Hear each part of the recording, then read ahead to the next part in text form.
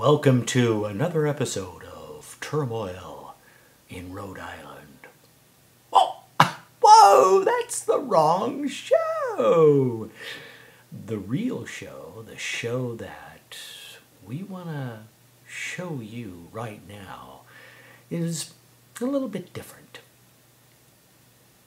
Late summer 1981, grad student, turmoil. Life in turmoil, caught in between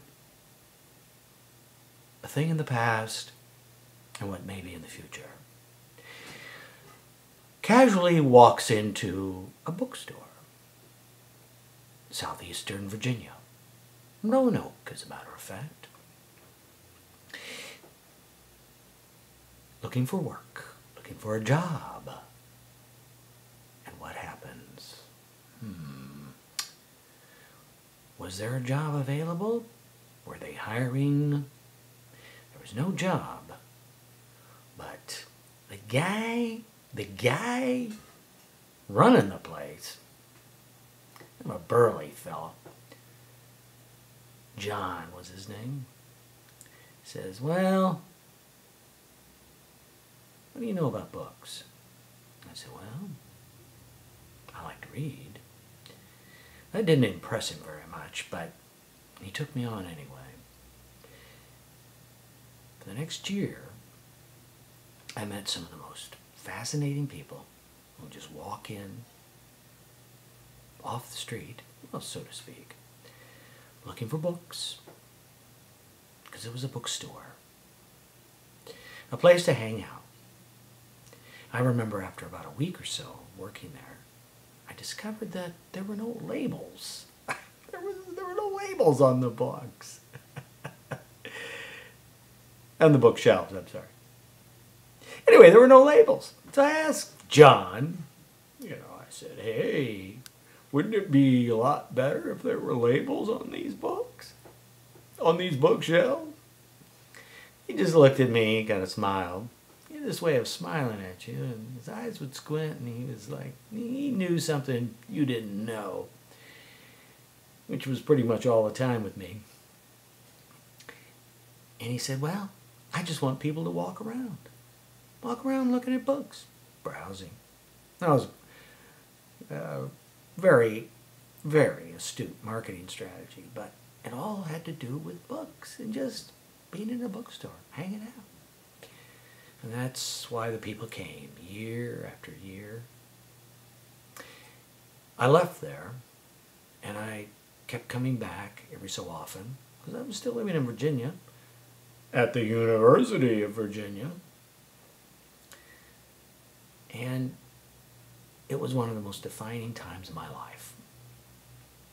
And not just because it was a place that I just kind of cruised through life for a year.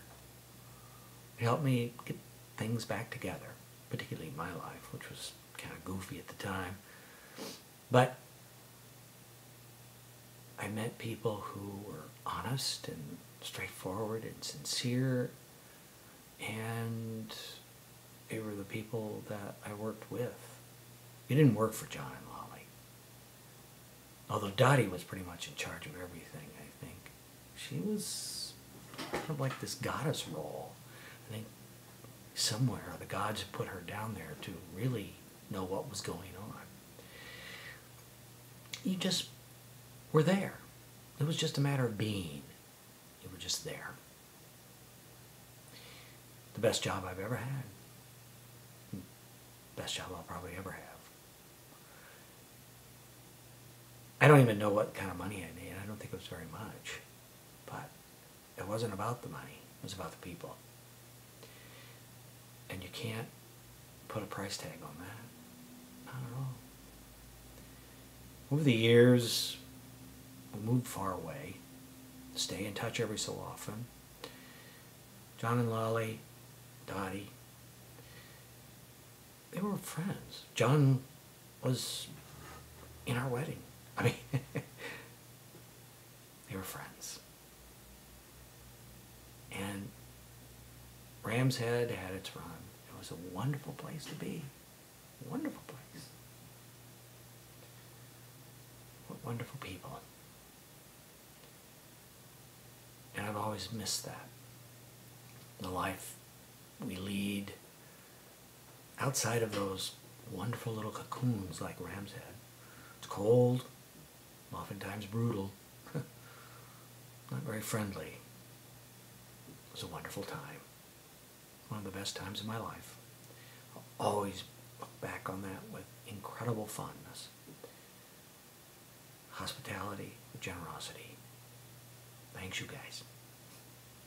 Thanks, you guys. Take care. And I hope the next chapter is even better. Ciao.